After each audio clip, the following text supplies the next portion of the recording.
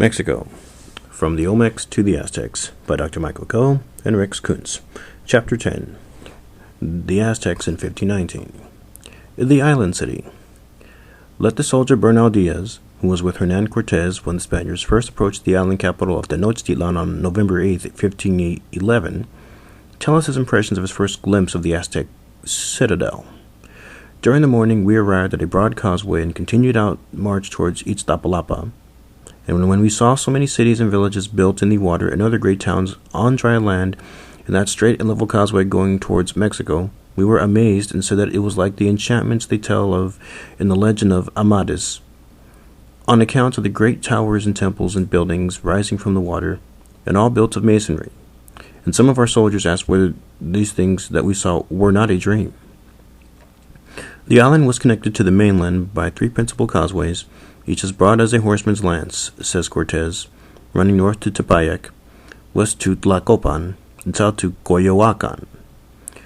These were broken at intervals by openings through which canoes could pass, and were spanned by removable bridges, thus also serving a defensive purpose. Moreover, access to the city by the enemy was barred by manned gatehouses. Across the western causeway ran a great masonry aqueduct carrying water to Tenochtitlan from the spring at Chapultepec, the flow being as thick as a man's body. The Spanish conquerors called the Aztec capital another Venice, and they should have known, for many of them had actually been to that place. With a total area of about 5 square miles, the city, meaning by this Tenochtitlan and its satellite Tlatelolco, was laid out on a grid according to a fragmentary 16th century map of one section. Running north and south were long canals thronged with canoe traffic and each bordered by a lane. Larger canals cut at these angles. Between these watery streets were arranged in regular fashion rectangular plots of land with their houses. In effect, this was a Genampa city. A brief description of Genampa cultivation, mentioned in Chapter 1, will not be out of place here. The technique is well known, for it is still used in the Xochimilco zone to the south of Mexico City, and may have originated with the Teotihuacanos in the Classic. It belongs to the general category of raised field cultivation, which is widespread in the New World tropics, and was in use among the lowland Classic Maya.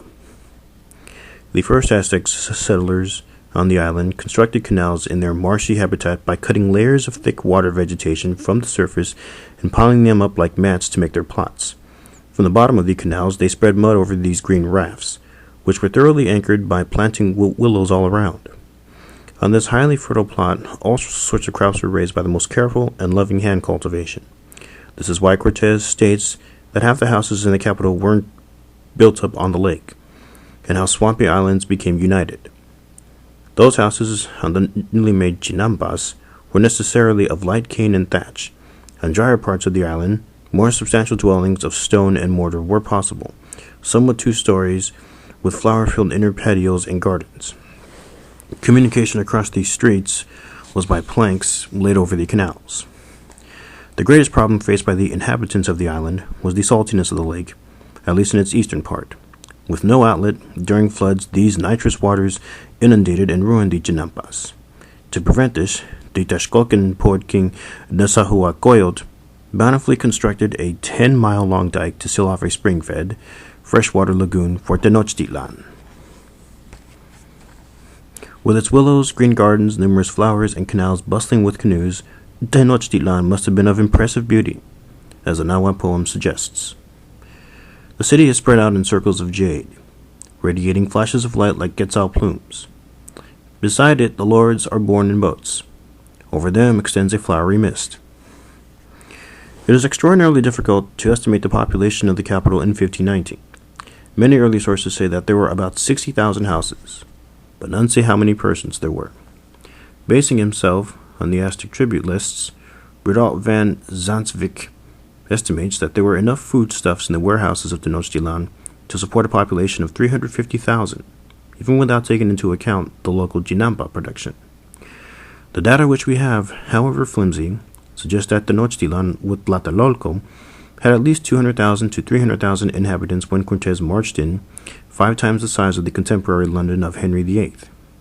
Quite a number of other cities of central Mexico, such as Texcoco, also had very large populations, all of Mexico between the Isthmus of Tehuantepec and the Chichimec frontier had about 11 million inhabitants, most of whom were under Aztec domination. The houses of the ordinary class of people, especially those who lived on the Janapa plots, were generally of reeds plastered with mud and roofed with thatch. Better off people had dwellings of adobe bricks with flat roofs, while those of the wealthy were of stone masonry, also with flat roofs, and possibly made of house complexes arranged around an inner court, like those of Tula. The highest officials dwelt in the great palace complexes, the greatest of which were reserved for the ruler or Huitzilopochtli, Great Speaker, and for the descendants of his predecessors. On the higher ground at the center of Tenochtitlan, the focal point of all the main highways which led in from the mainland, was the administrative and spiritual heart of the empire and the conceptual center of the universe. This was the sacred precinct, a paved area surrounded by the Coatepantli, snake wall, and containing, according to Fray Bernardino de Sahagún, our great authority on all aspects of Aztec life, 78 buildings. However, the late Jacques Soustel was of the opinion that some of these were religious buildings in other parts of the city. The sacred precinct was dominated by the double temple of Huitzilopochtli and Tlaloc, the great temple, its twin stairways reddened with the blood of sacrificed captives. Other temples were dedicated to the cults of Tezcatlipoca, his adversary Quetzalcoatl, and Chipetotec, the god of springtime.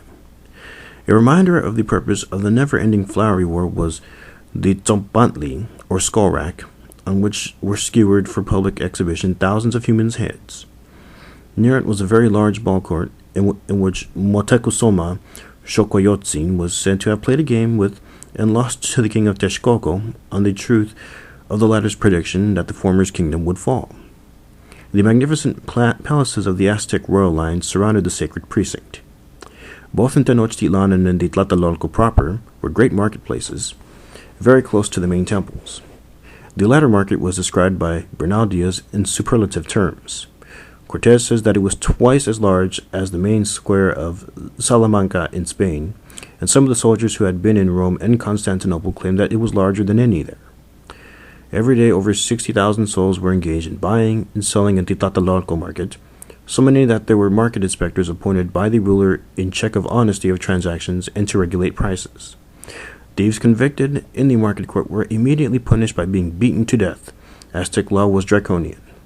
As for money, cacao beans, which sometimes were counterfeited, cotton cloaks, and transparent quills filled with gold dust served that purpose. Befitting its role as the commercial center of an empire, in the great market of Tlatelolco, one could buy luxury products of gold, silver, jade, turquoise, or feathers, clothing of all sorts, foods both cooked and unprepared, pottery, the most esteemed being lovely polychrome dishes and cups from Cholula, chocolate and vanilla, carpenter's tools of copper, cane cigarettes, tobacco pipes, and aromatic cigars, and slaves, brought in by dealers from the slave center of Azcapotzalco and exhibited in wooden cages. The market people had the obligation to furnish war provisions to the state, mainly maize in forms that would not spoil on long marches. Aztec society. The basic unit of Aztec social organization in the heart of the empire was the Capoli, plural Calpotin, a word meaning big house, often mistakenly called a clan, which would imply real or fictive descent from a common ancestor. The Capoli has been defined by Rudolf van Zandvik as a group of families related by kinship or proximity over a long period of time. Elite members of the group provided its commoner members with Arabic land and or non-agricultural occupations, in return for which the commuters would perform various services for their chiefs and render them tribute. The Capoli was thus a localized land-holding corporation, but it also had ritual functions in that it had its own temple and gods, and even an association with a day in the 260-day count. Its principal chief, the Capolec, was elected for life by the inhabitants and confirmed in office by the ruler. There were approximately 20 Capotin in Tenochtitlan, some of whom have actually persisted as traditional barrios near the center of modern Mexico City. The Capotin were arranged into the four great quarters in which the Aztec city was divided, separated by imaginary north, south, and east-west lines which met at the sacred precinct. The vast bulk of the population in the cities, towns, and villages of the empire consisted of commoners or masewalin, sing masewali. These worked lands belonging to the Kalpoti. Each family with its plot maintained rights over it as long as it did not lie unused for over 2 years at a time. Many of these farmers also had a kalmil or house garden, which was managed at the household level. The rural Masewaltin formed the majority of commoners. These people lived in dispersed settlements, constructing small check dams and terrace systems to increase agricultural yield. The modest scale of rural dam and terrace systems suggests that they were organized by the Masewaltin themselves, unlike the large-scale irrigation systems found throughout the empire that required state-level organization. Whether they had access to state-supported projects or not, all Masewaltin were required to pay tribute to their overlords, the Aztec Nobility. Near the top of the social ladder were the noblemen, or pipiltin, sing pili, who were all the sons of lords, precious feathers from the wings of past kings, as one source puts it. It was from their rank that the imperial administrators were drawn. These had the use of lands belonging to their office and also owned private lands. Yet the social stratification so apparent in Aztec life was not entirely rigid, for there were also guapipiltin, eagle nobles, commoners who had distinguished themselves on the field of battle and who were rewarded for their gallantry with noble titles and with private lands. Above the pipiltin, at the apex of the social pyramid, were the Teutin, sing Tecutli, the rulers of towns and cities. The emperor himself was a Tecutli. These received the honorific suffix "tin" at the end of their names and were entitled to wear clothes of the utmost richness. From their palaces, they exercised legal powers and ensured that tribute payments were made to all appropriate levels of imperial administration.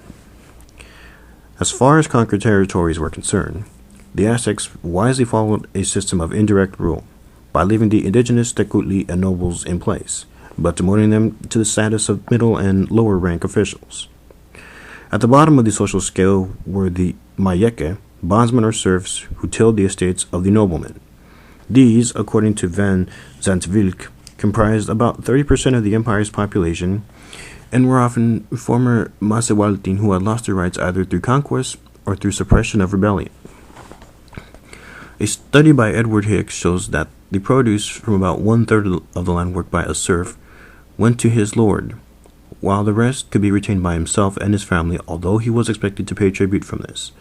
Some Mayeke occasionally became richer and more powerful than the Masewaltin through the inheritance of tangible property and other rights. Slaves, or Tlacotin, bought ones, were persons who had not been able to meet their obligations, particularly gambling debts. Such individuals could pawn themselves for given lengths of time, including in perpetuity, or they might even be pawned by needy spouses or parents. The institution of slavery was closely defined under Aztec law. For instance, slaves could not be resold without their consent, unless they violated the rules frequently, in which case they might end up in the slave market. They were generally well treated, and often, as among the ancient Romans, they became domestic servants, farm laborers, and even estate managers. Some achieved considerable prosperity. Comely young females could be taken by the rulers as concubines and were considered as suitable diplomatic gifts when the women presented to Cortes. The long-distance merchants. Although relatively small in number, the long-distance merchants, or Posteca, constituted a powerful group in Aztec society.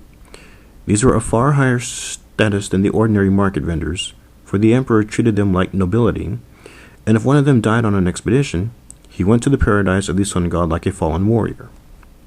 The Posteca were directly responsible to the royal palace in the Tlatoani, for when they traveled into foreign territory many hundreds of miles from the capital to obtain luxury goods such as precious quetzal feathers, amber, and the like for the use of the crown. Allied with the Posteca was a more specialized group, the Otsomeca, who went disguised in the local garb and who spoke the local language. Their task was to gather military intelligence as well as exotic goods. Like the businessmen spies of modern days, the Otsomeca were often the vanguard for the Aztec takeover of another nation, acting sometimes as agents provocateurs. Membership in the Posteca was hereditary. There were 12 merchants' organizations or guilds, all located in the heart of the empire. and all under the control of the head merchants in Tenochtitlan. The most important commerce of this kind linked the capital with the tropical coasts of southeast Mesoamerica, particularly the Putumayo port of trade at Jicalanco on the Gulf of Mexico. A key nodal point was the Aztec garrison town of Toxtepec in northern Oaxaca, from which human caravans were sent out to the hot country, and to which they returned. It is apparent from detailed descriptions given by Father Sahagun that the goods exported largely consisted of cotton mantles and other textiles from the royal warehouses, which had been received as tribute, along with cast gold jewelry fashioned by Tenochtitlan's master craftsmen.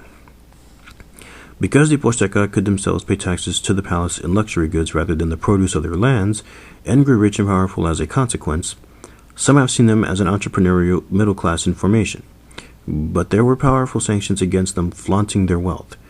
As an example, they had to creep into the city at night after a successful trading expedition, lest they arouse the jealousy of the ruler.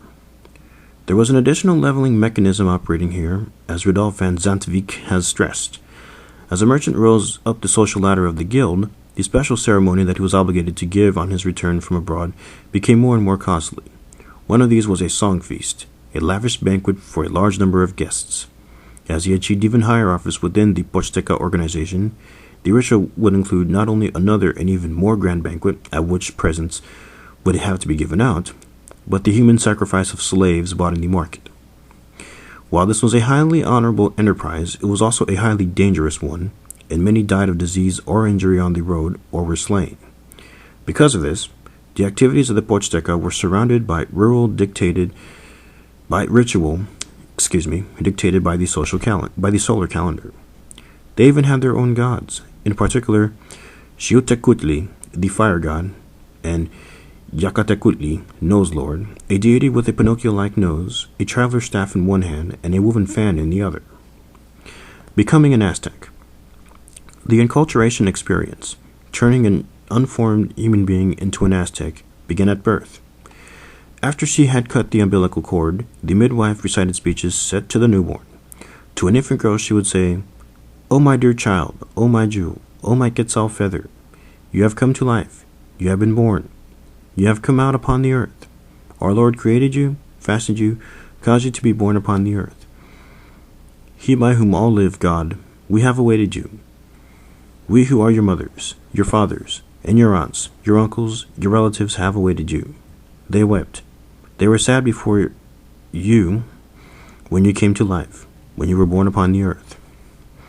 A boy was told that the house in which he was born was not a true home, but just a resting place, for he was a warrior. Your mission is to give the sun the blood of enemies to drink, and feed to Tlahtecutli, the earth, with their bodies, in contrast to girls, who were admonished to be homebodies. Baptism took place not long after birth, on an auspicious day in the 260-day calendar, with the midwife doing the washing and naming of the child. The sex roles were again emphasized, boys being given a miniature breech clout, a cape, a shield, and 4 arrows, and girls a little skirt or coit and blouse, huipili, along with weaving implements. The early colonial Codex Mendoza shows that a child's subsequent upbringing was Spartan and strict. Until the age of 15, education took place in the family, a boy at first going out with his father to gather firewood, and later learning how to fish, a girl learning how to spin, and later advancing to weaving and grinding of the nixtamal for tortillas. Punishments for infractions were drastic. A disobedient boy might be left out naked to the night cold, pricked with maguey spines, or held over burning chili peppers. In 1519, the Aztecs may have been the only people in the world with universal schooling for both sexes. This began at 15 for all boys and girls, and lasted until they were of marriageable age, about 20. There were 2 kinds of schools, the Calmecac and the Tapochcali. The Calmecac was a seminary, generally attached to a specific temple, attended by the sons and daughters of the Pipiltin, but also by some Pozteca children. In it, the priest-teachers instructed the students in all aspects of Aztec religion, including the calendar, the rituals, the songs which were to be chanted over the sacred books, and the certainty much of the glorious past of the Aztec nation. Like the English public school, having attended a Calmecac was a prerequisite to holding any kind of high office in the Aztec administration. Those who really wanted to enter the priesthood then passed to a kind of theological graduate school termed the Tlamacascali, or priest's house, for further training. The Tepochcali, or House of Youths, was basically a military academy attended by the offspring of Mazahualtin, the commoners, and presided over by Tezcatlipoca, the god of warriors. As in the Calmecac, the sexes were strictly segregated, and females were here assigned to a Huicalco, house of song. Male students were trained in the martial arts and could even take leave to accompany seasoned warriors as their squires on the field of battle, while girls seemed to have concentrated on less bellicose subjects such as song and dance. Conditions in the male part of the academy seem to have been far less austere than in the Calmecac, and some of our sources tell us that the cadets were often visited by ladies of pleasure in their communal quarters. Marriage. For commoners, marriage took place at around the age of 20. One was expected to marry someone within one's own capoli. This union was considered to be a contract between families, not individuals, and was arranged by an old woman acting as a go-between. This was a complicated matter, for consent had to be obtained not only from the prospective bride's family, but also from the young man's masters in the school he had attended. After an auspicious day in the 260-day calendar had been selected for the ceremony, there was an elaborate banquet in the bride's house, when she was arrayed and painted for the event. The actual marriage took place at night. First, she was placed on the back of an old woman and borne in a procession to the groom's house by the light of torches. The young couple were placed on a mat spread before the hearth. They were given presents, and the union was finalized by the tying together of her blouse and his cloak, followed by feasting, at which the old people were allowed to get drunk. There may have been equality of the sexes in the sphere of education, but it was otherwise with matrimony. This being a male-oriented society, the new couple always made their home with the bridegroom's family. Moreover, a man could take as many secondary wives or concubines as he could afford. Great princes and lords had dozens of such wives, sometimes even hundreds, and Nasahuapili, the Tlatoani of Texcoco, was said to have had 2,144 children. On the other hand, women seem to have had equal rights in divorce, which was never easy in any circumstance. The Triple Alliance and the Empire. A glance at a map showing the Aztec dominations as they were in 1519 would disclose that while the empire spanned the area between the Gulf of Mexico and the Pacific, it by no means included all of Mesoamerica. Let in place in it were enemy states like Tlaxcalan, which was to provide tens of thousands of quisling troops for Cortés, Huexotzingo, and Cholula. Under Axayacat, the Aztec armies had tried to conquer the Tarascans and been repelled once and for all, while much of southeastern Veracruz remained free of Aztec control, as did the entire Maya area. Nevertheless, this was an empire equivalent to those of the Old World, with an enormous population held in a mighty system whose main purpose was to provide tribute to the Valley of Mexico. Nations which had fallen to the Aztec arms and those of their allies in the Triple Alliance of Tenochtitlan, Texcoco, and Tlacopan were speedily organized as tribute-rendering provinces of the empire. Military governors in Aztec garrisons ensured that such tribute, which was very heavy indeed, was paid promptly and on fixed dates. Most of our sources state that on arrival in the valley, this was disturbed in a 2-to-2-to-1 ratio. Tenochtitlan and Texcoco got 2/5 each, and Tlacopan 1/5. It is fortunate that the tribute list in Motecusoma's state archives has survived in the form of copies, for the Spaniards were also interested in what they could extract from the old Aztec provinces. Incredible as it may seem, each year Tenochtitlan received from all parts of the empire 7,000 tons of maize and 4,000 tons each of beans, chia seed, and grain amaranth, and no fewer than 2 million cotton cloaks, as well as war costumes, shields, feather headdresses, and luxury products, such as amber, unobtainable in the Central Highlands. Certainly some of this loot, especially the cloaks, was farmed out by the royal treasury to the Posteca as barter goods to carry to distant ports of trade. but a good deal of the tribute acted as the main financial support of the state edifice, since in an essentially moneyless economy, state servants had to be paid in goods and land, and artisans had to receive something for the fine products which they supplied to the palace. Each page of the tribute covers one province, the various subject towns within it being listed vertically along the edge of the page. The names of these places are written by means of the rebus principle, the only form of script in use among the Aztecs, and employed exclusively for toponyms and personal names. Thus, the town called Mapastepec, or Raccoon Hill, would be exposed by a hand, Ma'it, grasping a bunch of Spanish moss, Pashtli, over a picture of a hill, Tepet. Aztec numbers on the list were given in a vigesimal base 20 system, 1 through 19 by dots or occasionally by fingers, 20 by a flag, 400 by a sign which resembles a feather or fir tree, and 8,000 by a bag or pouch. Exempt from the payment of tribute were certain specialists like painters and singers, along with pipiltin who enjoyed the revenue from private lands, and outstanding warriors.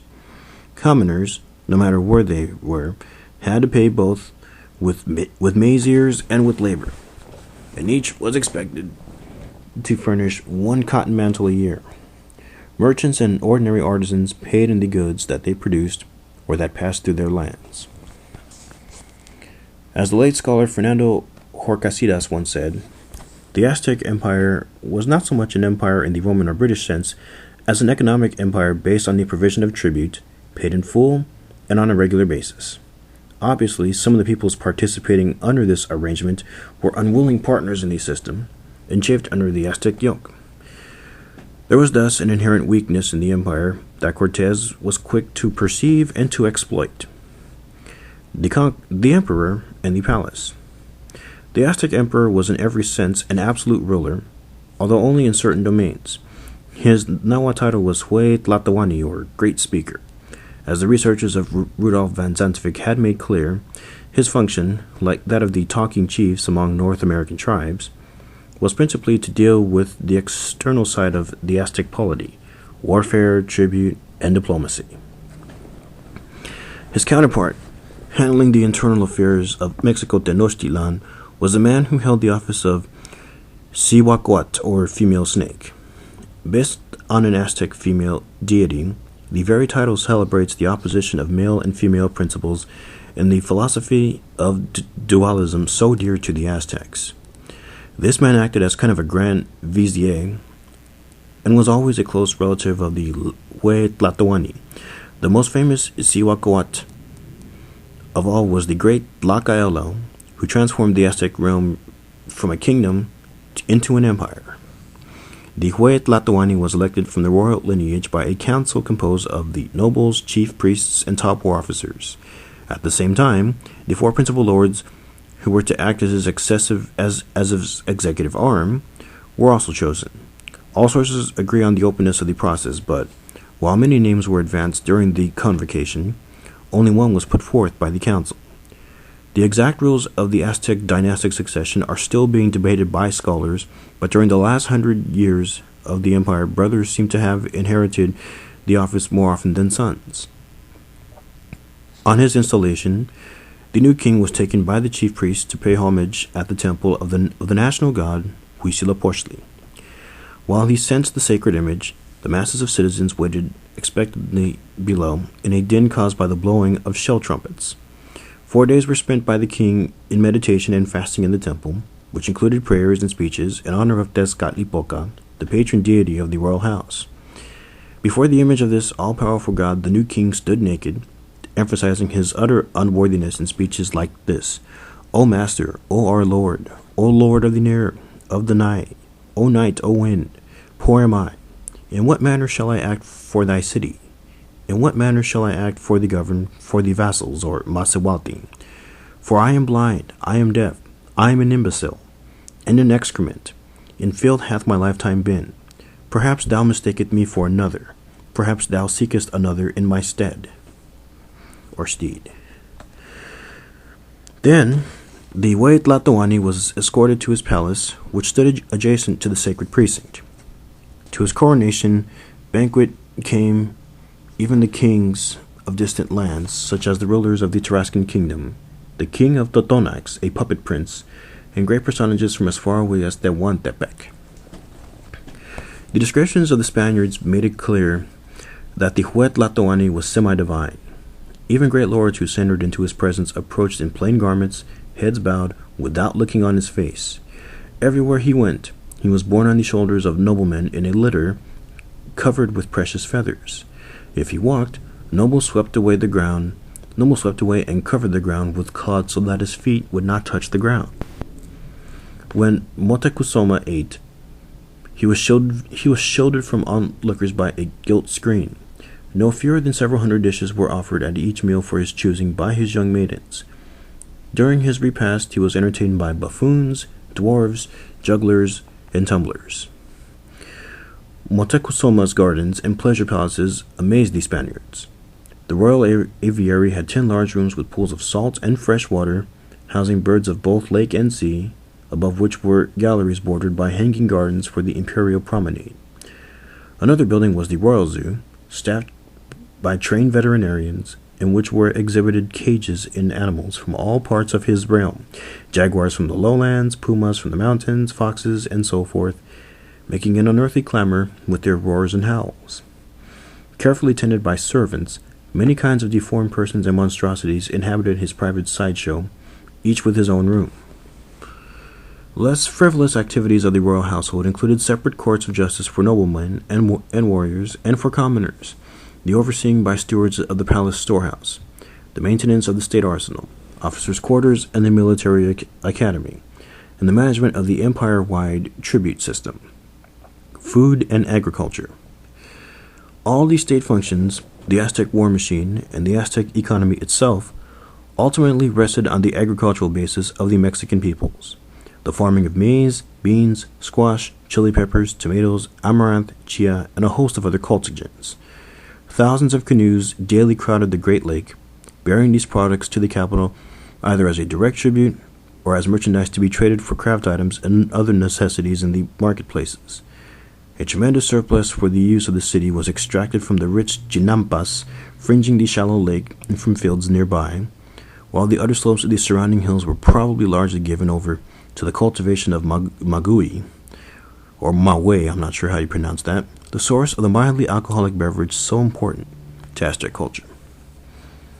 Most of the Aztec people, from nobles to serfs, were very well fed, although luculan repasts and other excesses were prescribed by the puritanical Aztec ethic.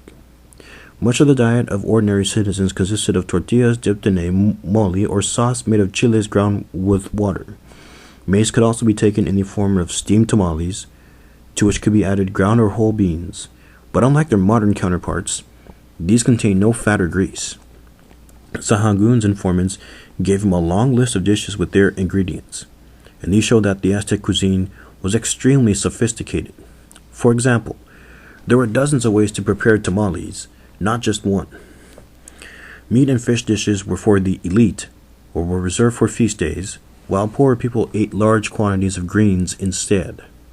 Although some of these are not to modern taste, many animal and plant species entered the Aztec cuisine, such as the axolotl, a large larval salamander found in Chinampa canals which could be stewed in a sauce of yellow chiles, or tadpoles prepared in a variety of styles. Insects, in the form of eggs, larvae, and adults, were widely consumed, as was tequilat, a scum-like algae gathered from lake margins. This latter was pressed into cakes. A wide variety of fruits from both the highlands and the tropical lowlands were available in the markets and highly appreciated. Amaranth occupied a special place in the Aztec diet. This eminently nutritious grain crop was imported into the capital in large quantities, but it was destined not so much for the kitchens of ordinary folk as for ceremonial use. It was mixed with ground maize, along with honey or maguey sap, formed into idols of the great god Huitzilopochtli, and consumed in this manner on his feast days, to the horror of the Spanish priests, who saw this as a travesty of Holy Communion. Maize could be consumed not only as tortillas and tamales, but also in liquid form, as a maize gruel called atoli. Another kind of maize drink called posoli was made from slightly fermented maize dough. Both could be taken to the fields in gourd containers for the repast of farmers. Chocolate drinks were generally reserved for the elite and wealthy, for the bean was expensive. Chocolate could be prepared in a variety of ways, with an array of flavors such as chili pepper, vanilla, and other spices. It could even be mixed with atoli. As might be expected, given their ethic of moderation and austerity, the Aztecs were ambivalent about octli, called by the Spaniards pulque, the fermented sap of the maguey plant. One was not supposed to drink more than 4 cups during a feast, and drunkenness was punished with severity and even death. Although old people were released from this prohibition and allowed to get thoroughly inebriated whenever they pleased. Nonetheless, octli played a major role in Aztec ritual, and there was a whole group of octli gods, as well as a major goddess of the maguey plant, about whom a mythic cycle was created. War and human sacrifice.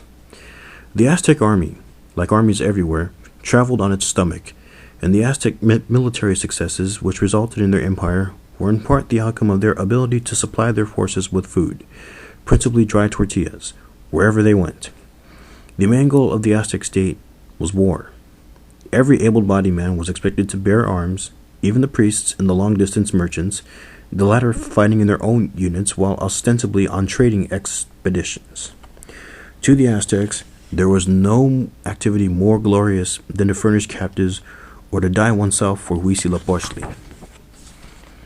The battlefield is the place where one toasts the divine liquor in war, where are strained red the divine eagles, where the jaguars howl, where all kinds of precious stones rain from ornaments, where wave headdresses rich with fine plumes, where princes are smashed to bits. In the rich imagery of Nahuatl song, the blood-stained battlefield was described as an immense plain covered by flowers, and lucky was he who perished on it. There is nothing like death in war, nothing like the flowery death, so precious to him who gives life. Far off I see it. My heart yearns for it. Aztec weapons were the terrible sword club, maquahuit, with side grooves set with razor-sharp obsidian blades, spears, the heads of which were also set with blades, and barbed and fletched darts hurled from the atla. Seasoned Aztec warriors were gorgeously arrayed in costumes of jaguar skins or suits covered with eagle feathers, symbolizing the knightly orders. For defense, Aztec troops were sometimes clad in a kilted cotton tunic and always carried round a round shield of wood or reeds covered with hide, often magnificently decorated with colored designs and feathers. While the battle raged, high-ranking officers could be identified by ensigns worn on the shoulders, towering constructions of reeds, feathers, and the like, which made it all too easy for the soldiers of Cortes to identify and destroy them. Acting as mercenaries, fierce Otomi tribesmen accompanied the army as bowmen. War strategy included the gathering of intelligence and compilation of maps. On the field of battle, the ranks of the army were arranged by generals. Attacks were spearheaded by an elite corps of veteran warriors, followed by the bulk of the army, to the sound of shell trumpets blown by priests. The idea was not only to destroy the enemy town, but also to isolate and capture as many of the enemy as possible for transport to the rear and eventual sacrifice in the capital. Although the Aztec authority Henry Nicholson has said that among the Aztecs, human sacrifice was practiced on a scale not even approached by any other ritual system in the history of the world, many scholars are now convinced that this scale was immensely exaggerated by the Spaniards to justify their own violence and aggression against the New World natives. One of our Spanish sources, for example, reports that over 80,000 victims, all of them war captives, were dispatched to celebrate the dedication of the Great Temple in 1487, probably a physical impossibility. Yet it is true, as Nicholson has maintained, that some type of death sacrifice normally accompanied all important rituals, a custom that surely goes back to the Olmecs. It was practiced in Teotihuacan, as the warrior sacrifices on the temple of Quetzalcoatl so abundantly prove. In all likelihood, several hundreds, perhaps even a few thousand young men, so lost their lives in the Aztec capital each year, but there is no way to test this. The victims were ideally enemy warriors. When an Aztec took a captive in action, he said to him, "Here is my well-beloved son," and the captive responded, "Here is my reverend father," establishing the kind of fictive kinship that characterized the warrior-captive relationship in the New World from the Tupinamba of Brazil to the Iroquois of New York State. All warriors believed that they were destined to die this way, being transformed on death into hummingbirds, which went to join the sun god in his celestial paradise. After the victim had been ritually bathed, there were 5 possible modes of sacrifice. The usual one was by stretching the prone body over a sacrificial stone, opening the chest with a knife of flint or obsidian, and ripping out the heart, which was then offered to the gods in a guachicali, or eagle vessel, of carved stone. A second was decapitation, but this was customarily reserved for female victims impersonating goddesses. A third method was gladatorial sacrifice, in which the war captive was tethered to a round stone and forced to defend himself against a seasoned warrior with a sword club which lacked the usual obsidian blades. As Father Duran laconically says, whether one defended himself well or whether one fought badly, death was inevitable. Sacrifice of warriors strapped to scaffolds and shot with darts or arrows was another. And finally, there was heart sacrifice after the captive had been thrown repeatedly into a fire, probably the most unpleasant end of all. It is incontrovertible that some of these victims ended up being eaten ritually. That said, the sensational theory put forth by Michael Harner that the Aztec elite practiced cannibalism on an allegedly massive scale so as to monopolize protein in a protein-poor environment fails on 2 grounds. Number 1, there were abundant sources of protein available to the residents of the Valley of Mexico, not the least of which was spirulina lake scum. And number 2, a close reading of the historical records demonstrates that human flesh was eaten very sparingly and only during tightly controlled rituals. In fact, the practice was more like a form of communion than a cannibal feast. Aztec religion. Aztec mythology and religious organization are so incredibly complex that little justice can be given them in the space of this chapter. The data that we have from early sources, particularly the pictorial books, and from Fray Bernardino de Sahagún, are more complete in this respect than for any other Mesoamerican people. The Aztec concept of the supernatural world was the result of the reconciliation by mystic intellectuals of the tribal gods of their own people to the far richer cosmogony of the older civilizations of Mexico, welding both into a single great system. The bewildering multiplicity of the Mexican gods was to these thinkers but an embodiment of one cosmic principle of duality. The unity of opposites, as personified in the great bisexual creator deity, Ometeotl, or dual divinity. In Aztec philosophy, this was the only reality, all else being illusion. Ometeotl presided over a layered universe, dwelling in the 13th and uppermost heaven, while various celestial phenomena such as the sun, moon, stars, comets, and winds existed in lower heavens. Beneath the surface of the earth were 9 stratified underworlds, through which the souls of the dead had to pass in a perilous journey until reaching extinction in the deepest level, Mictlan Opochcalocán. Let me repeat that again. Beneath the surface of the earth were 9 stratified underworlds, through which the souls of the dead had to pass in a perilous journey until reaching extinction in the deepest level, Mictlan Opochcalocán, the land of the dead, where the streets are on the left.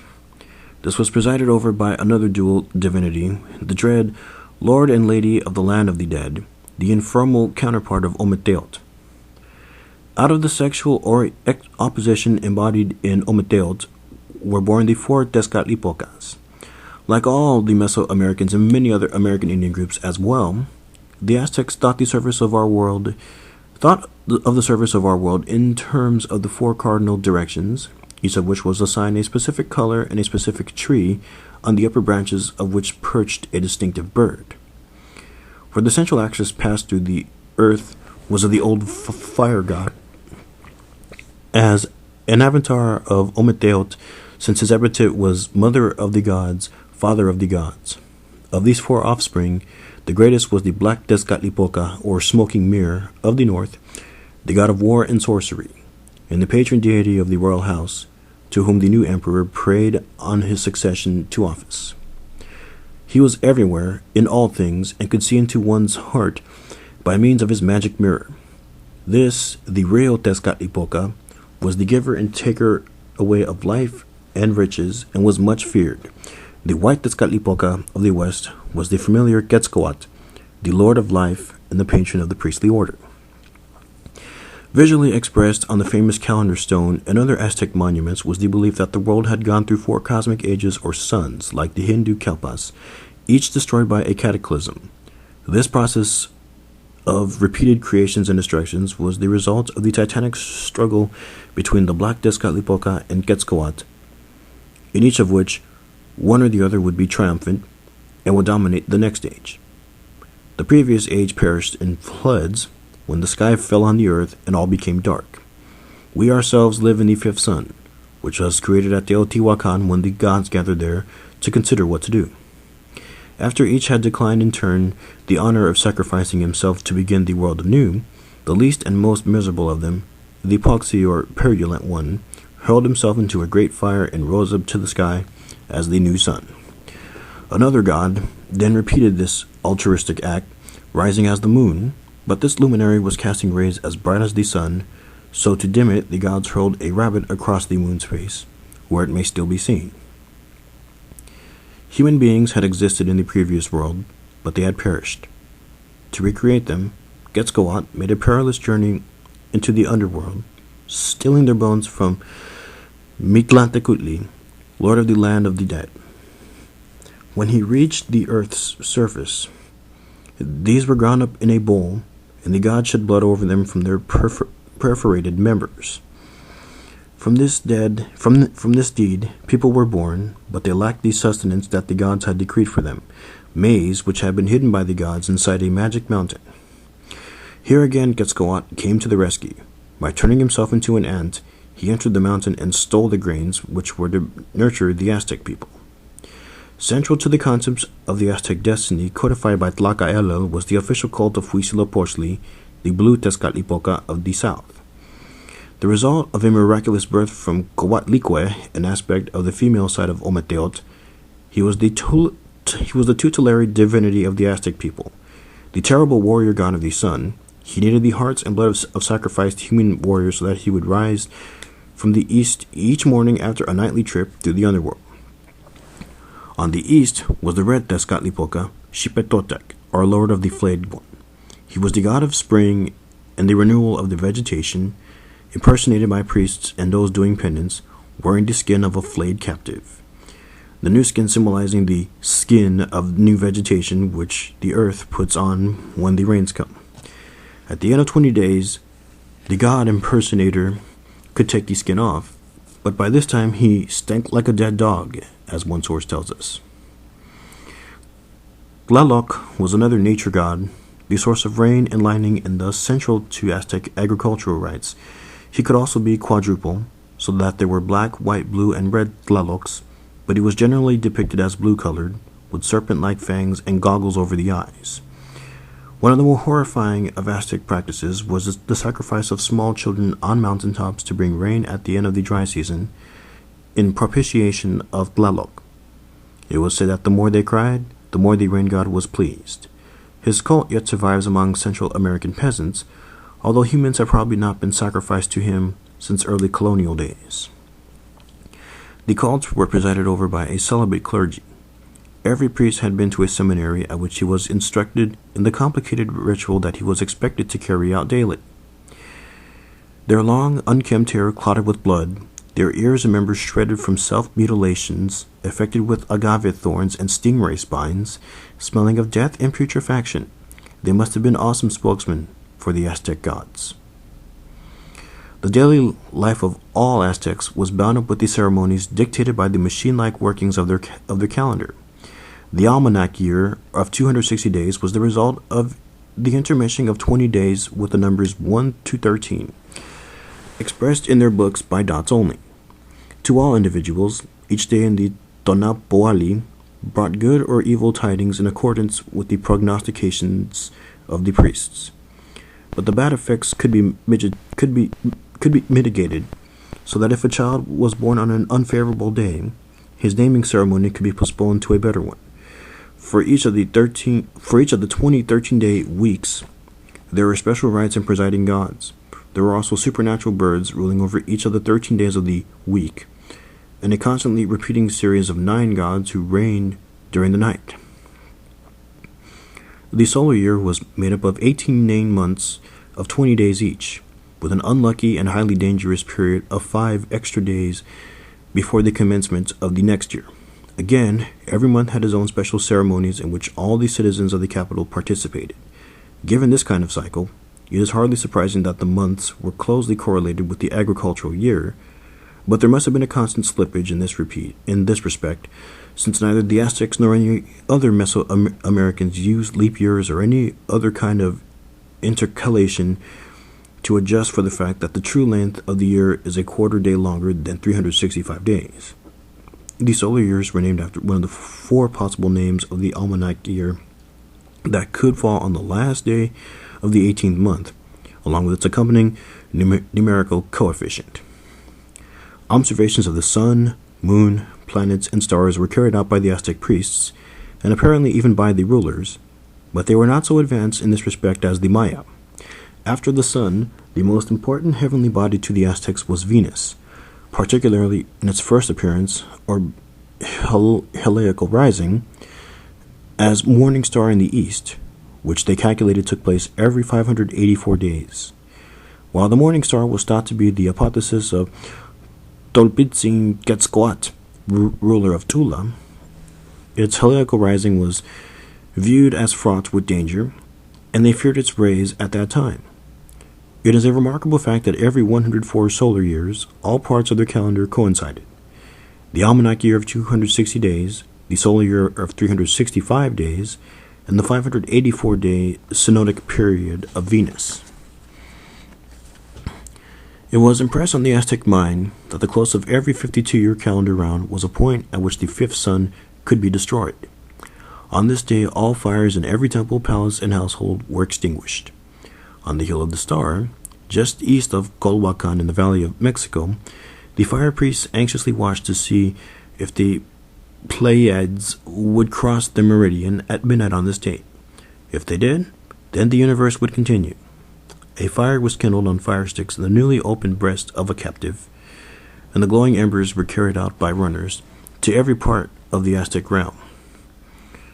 All this complex information was recorded in pictorial codices, folding screen books of deerskin or bark paper, kept in the temples and seminaries by the priests. The state archives also included economic accounts, maps, and possibly historical works. Given the somewhat rudimentary nature of the Aztec script, such books must have been mainly mnemonic aids to assist the priests in bringing to mind the details of immensely long oral recitations. It is a sad fact that, as a result of the massive book burnings carried out by the Franciscan friars following the conquests, no truly Aztec codices from the Valley of Mexico have survived. The Codex Barbonicus, preserved in the library of the French Assembly, while dating from the early colonial period, probably comes close to what these may have looked like. Scholars are still debating the exact place of manufacture of demonstrably pre-conquest ritual books like the magnificent Codex Borgia in the Vatican Library or the Codex Cospi in Bologna, but it was probably written within the confines of the empire.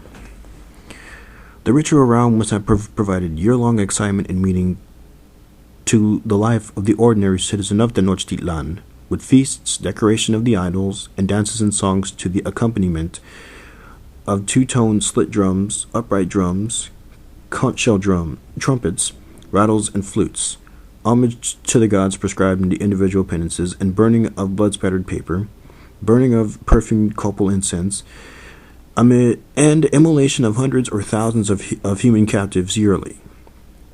As has been said, the souls of warriors who had died under the sacrificial knife or on the field of battle went not to the land of the dead in the underworld, but directly to the paradise of the sun god. Curiously, so did the dead spirits of women who died in childbirth, for they had also fought their warrior and lost. They rose dutifully from the west each day to greet the sun at noon, conducting it into the nether regions. Others who too avoided extinction in Mictlan were those who had died in the same manner connected with the rain god, by lightning, drowning, or sufferers from dropsy and gout. They ascended to the paradise of Tlaloc, where they spent an idyllic afterlife among flowers, butterflies, and other heavenly delights. Most famous among the Aztec sacrifices was that of the handsome young captive annually chosen to impersonate the god Tezcatlipoca.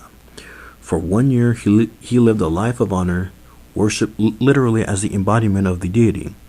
Towards the end, he was given 4 beautiful maidens as his mistresses. Finally, he left them sadly, mounted on the steps of the temple, smashing one by one the clay flutes on which he had played in his brief moment of glory, then was flung on his back so that the flint dagger might be plunged into his breast. Aztec art and architecture. The Aztecs were the greatest sculptors seen in Mexico since the demise of the Olmec civilization, capable of turning out masterpieces from tiny works in semi-precious stones like rock crystal and amethyst to truly monumental carvings. To some eyes, Aztec sculpture may be repulsive, and there is no doubt that the colossal figures of gods like Coatlicue may be terrifying, but there is no denying their awesome power. Power is also reflected in the more realistic works such as the seated stone figure of Xochipilli, Prince of Flowers, the god of love and summertime, which contains traditions of workmanship perfected by the Toltecs. Or, in the same vein, the lovely sculpture drum from Malinalco, which recalls the Nahuatl war song. The earth shakes, the Mexica begins his song. He makes the eagles and jaguars dance with him. Come to see the Huaxotzinca. On the days of the eagle he shouts out, loudly cries the Mexica. Aztec artisans in Tenochtitlan were arranged in an approximation of guilds and were famous for their fine work in feather mosaics, but they were hardly rivals to the great craftsmen of the Cholula area, whose under influence from the Mixtecs in the south, Aztecs in the north, and possibly Tarascans in the west produced the magnificent Mixteca Puebla style. Moctezuma himself would eat only from cups and plates of Cholula ware, and it is sure that much of the gold work, as well as practically all the fine masks and other ceremonial paraphernalia of wood encrusted with turquoise mosaic, were also manufactured there. The stupendous collection of mosaic pieces, once in the hands of Charles V and now in the British Museum in Florence and in Rome, bears eloquent testimony to late Mexican workmanship in this medium, although most examples are said to have been consumed in the Petradura laboratories of Florence in the early 19th century. Aztec architecture was primarily ecclesiastical rather than secular in nature. The leveling of the sacred precincts of Tenochtitlan and Tlatelolco by the Spaniards for their own administrative buildings, cathedral, and churches destroyed all but the foundations of the major Aztec temples, but some idea can be gained of their magnificence by those that remain elsewhere in the valley of Mexico, such as the huge double temple at Tenayuca, or the wonderful rock-carved sanctuary at Malinalco, circular and therefore certainly sacred to Quetzalcoatl. It has been known that the ruins of the great temple of Tenochtitlan were located a short distance to the northeast of the cathedral, underneath the buildings of colonial and modern-day Mexico City. The chance discovery in 1978 of a huge oval monument by workers digging a pit for the installation of power transformers led to one of the most important Aztec archaeological discoveries of all time. This dome lies directly at the base of the Huitzilopochtli side of the temple, directly in front of one of 7 successive rebuildings which the temple had undergone since its foundation. It bears on its upper surface a deep relief of the dismembered body of the goddess Coyolxauhqui, the malevolent sister of Huitzilopochtli, and is one of the masterpieces of Aztec sculptural art. To understand the significance of this monument, we must recount the legend which lies behind it. Huitzilopochtli, the terrible warrior god of the sun, was the miraculous result of the impregnation of his widowed mother, Coatlicue, she of the serpent skirt, by a ball of feathers as she was sweeping one day on Coatepec Serpent Mountain near Tula. Angered by what they perceived as her dishonor, her 400 sons, the stars of the southern sky, egged on by her sister Huitzilopochtli, almost certainly an avatar of the moon, decided to kill her.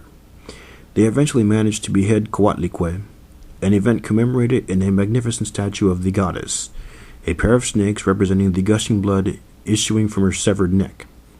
Nevertheless, Huitzilopochtli emerged fully armed from her womb and slew his sister Huitzilopochtli, hurling her body down from the summit of Coatepec, then pursued and defeated his 400 brothers, surely an astral myth of the defeat by the sun of the moon and the stars.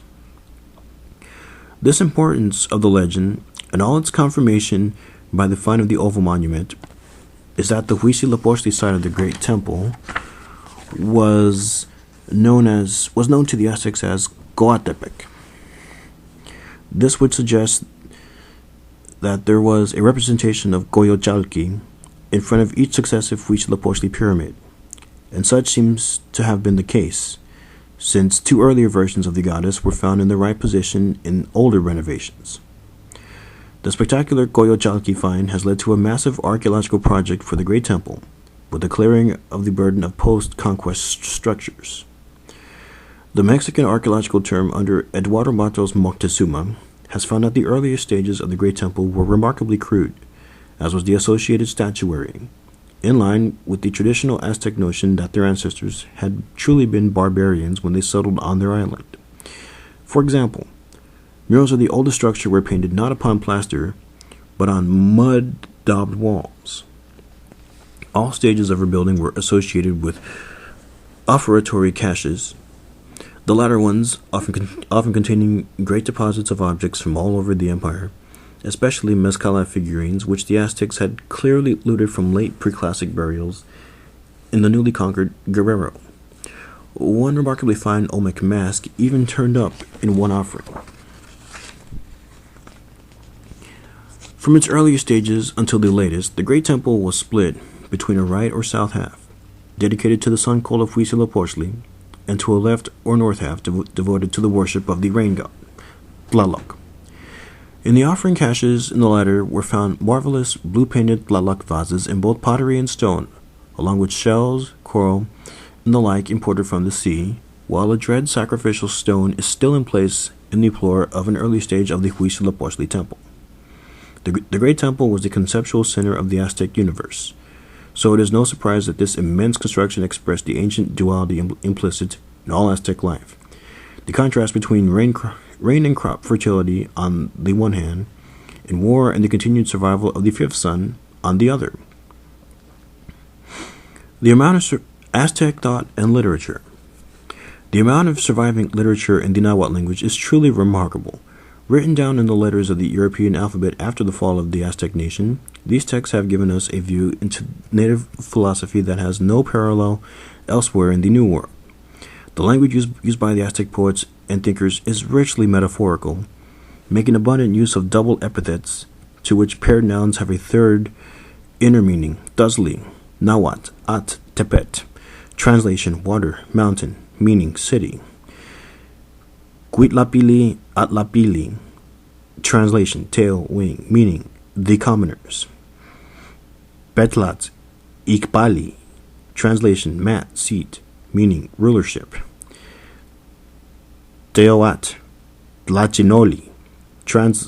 Translation, divine water, blaze, meaning, war. Yolotli, Esli. Translation, heart, blood, meaning, cacao. Teutli, Tlazoli. Translation, dust, filth, meaning, evil, vice. Mistitloan, Ayautitlan. Translation, out of the clouds, out of the mist, meaning, a wonder. References to supernaturals in the prayers and hymns are often shrouded in epithets, the divinity seldom being addressed by his or her true name. This was especially true of the awesome Tezcatlipoca, for whom were reserved such terms as Lord of the Near, Lord of the Nigh, an epithet mistakenly applied by the early friars to the Christian god. Night, wind, the enemy on both sides, or the mocker. To be able to narrate such discourse, and to understand it, was the mark of an educated person. The most stylized of these texts were the Huitzilopochtli, the orations of the elders. These were didactic discourses directed to children in the Calmecac and the Tepochcali, as well as to adults, and were highly embellished with these literary devices. Book 6 of Sahagun's Encyclopedia of Aztec Life presents these stock speeches in abundance, including the orations of parents to children and orations delivered during Boshteca banquets. From them, one may learn something of the mentality that enabled the Aztec people not only to survive misfortunes, disasters, and privations that would have broken others, but also to create one of the most advanced political states ever seen in Mexico. Raised in the most stern fashion in their homes and schools, trained to withstand cold and hunger, Aztec individuals embodied ideals which would have done credit to an old Roman.